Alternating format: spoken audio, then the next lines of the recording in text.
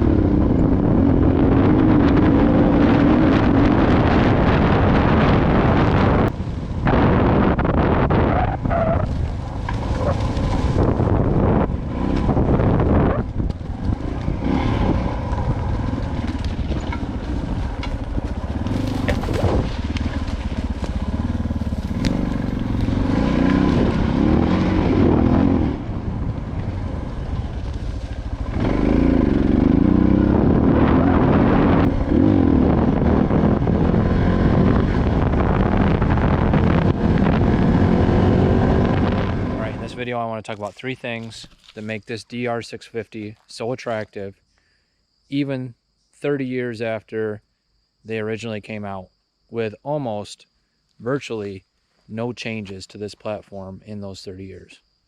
I want to talk about price, I want to talk about reliability and maintenance, and I want to talk about the capability of this machine. Okay, let's start with talking about price, because let's face it, in today's economy, inflation, everything like that, price is probably the biggest factor for just about everybody getting into any kind of motorsport. This bike retails for around $7,000, which, I don't know, for what it is, it's maybe a little bit on the high side. I'm surprised they aren't in the $6,500 range when you can go out and buy a CF Moto MT450. There again though, that's a Chinese motorcycle, so you may be getting what you pay for type of thing, or you know, obviously China can manufacture stuff for cheaper than the Japanese can, but if you want to have a Japanese bike, that's way on the low end of pricing, because if you get into like a Tenere 700 from Yamaha, you're talking around $11,000 MSRP, so $4,000 less. If you get into an Africa Twin by Honda, you're probably talking around $13,000, $14,000, and sure, you can find deals and leftovers and stuff like that, but we're just comparing manufacturer's suggested retail price, and this is far less than the what I would call comparable or its competitor bikes. Now with those bikes, you're getting a lot more creature comfort, but there's some trade-offs there that I want to talk about a little later in this video. So what are you getting for that $7,000 if you were to go buy a brand new DR650 today? Well, you're getting basically a 300-pound dual sport bike, and it is a classic dual sport. It is not a adventure bike, although it certainly could be, but you're not getting a dirt bike, you're getting a dual sport bike. So it's kind of a cross between your dirt bike and your adventure bike, I would say. It's not a touring bike, it is your classic dual sport motorcycle. Now this is essentially stock minus the oversized tank and the oversized seat, different bars, and I think different tires, or definitely different tires, but I think that's about it. Essentially it's a stock bike with some minor, very modest upgrades. Let's talk real quick about what keeps this from being considered a dirt bike and what keeps it from being considered like an adventure bike. Number one, I would say the differences between this and a dirt bike is you've got your headlights and your turn signals, of course. The suspension, much less forgiving on off-road terrain than like a dirt bike suspension would be. It's a heavier motorcycle, it's air cooled, whereas the majority of dirt bikes are liquid cooled. This thing is still carbureted because of emissions laws that they can't, I think at this point, change the motor very much. And most dirt bikes are actually EFI now. Now, why is it not considered like an adventure bike or maybe a touring bike like the KLR 650 would be? Well, one, you don't have the wind coverage. This oversized tank I put on provides a little extra wind coverage, but it's very minimal. So to ride this cross country or something, it's not going to be near as comfortable when you're in the cold air or chilly morning air or fall air. During the autumn months, it's not going to be as comfortable as something where you have the big factory shrouds on both sides. You've got the big windshield. I did add this windscreen after the fact. They're very reasonable and they do help, but certainly you still feel that wind blowing across you, which summer months, it's great. I mean, I love cruising around on this, especially to get cooled off after a long day working around the house or something. But yeah, so that would be one big difference. Also, these do not have probably the power, they certainly don't have the power of a Tenere 700 and a Africa Twin. It's probably somewhere maybe on par with the CF Moto 450 Ibex, I would say.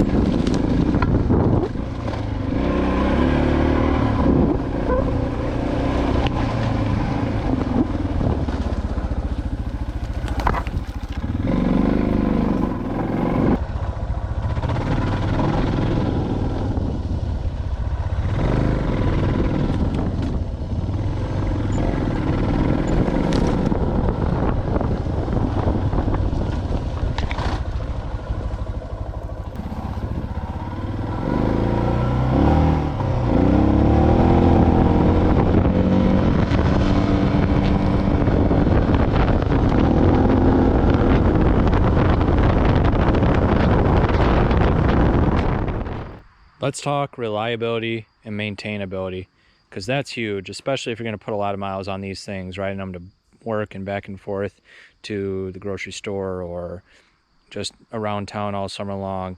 The big difference between this and something that's more like a dirt bike is it's much more maintainable.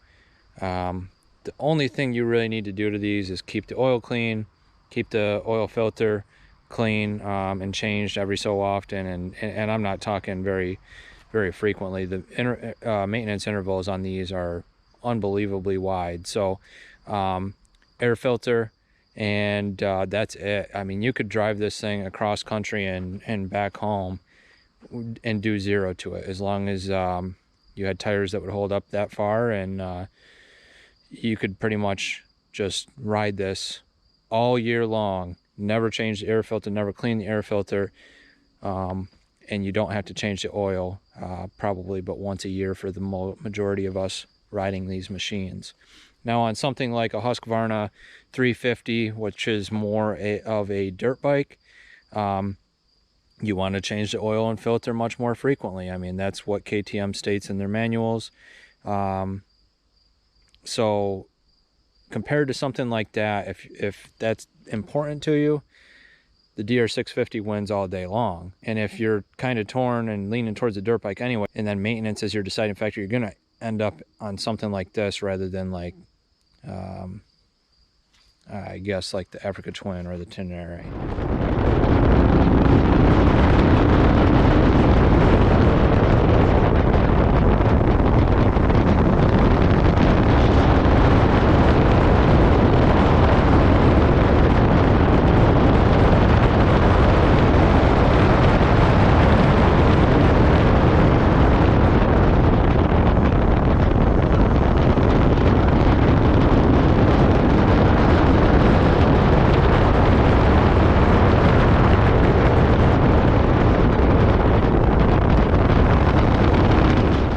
thing I want to talk about is just the capability of this bike.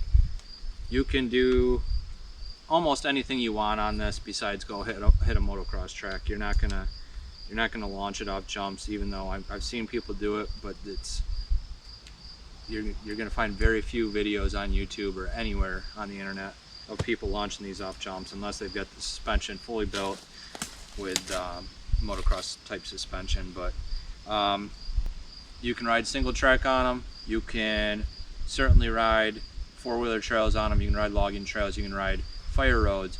You can ride dirt roads. You can ride 2-lane highways, 4-lane highways if you need to.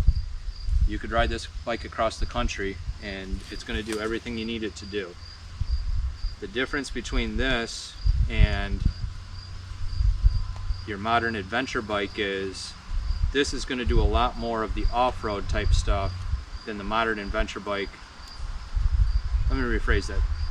You personally will do more of the off-road stuff on this than you would on a modern day adventure bike that you paid $5,000 or $6,000 more for. One, they're heavier and they're bulkier. Two, they are a lot more expensive. When you dump one of those with their fairings and their fancy paint, fancy decals, you are a lot more disappointed than this, which is almost basically a dirt bike body on this DR650. I've dumped this countless times. You know, sure, it definitely looks ridden, but it's not, it doesn't look any more ridden than your normal dirt bike does. So why did I personally choose the DR650 over something more adventure oriented like the CF Moto 450 Ibex or the Tenere or the Africa Twin? Well, the biggest reason is I personally like to use these off-road more than on the road. Though I probably put the most miles on this motorcycle commuting back and forth to work, I don't need an adventure bike for that. I don't need a full-blown adventure bike. You know, even my buddies who have the adventure bikes generally don't use them like adventure bikes are made to be used. They're not doing cross-country trips. They're not doing multi-state trips. The furthest we go is an hour away to the Pennsylvania Grand Canyon. We hit fire roads for a weekend and then we come back, which is all very easily done on this DR650 and actually maybe better done on the DR650. I would say the second reason would be the price point. I bought this used. Now this is a 2012 with 2014. I think it's 2014 with 8,000 miles on it. And I picked this up for like $2,100.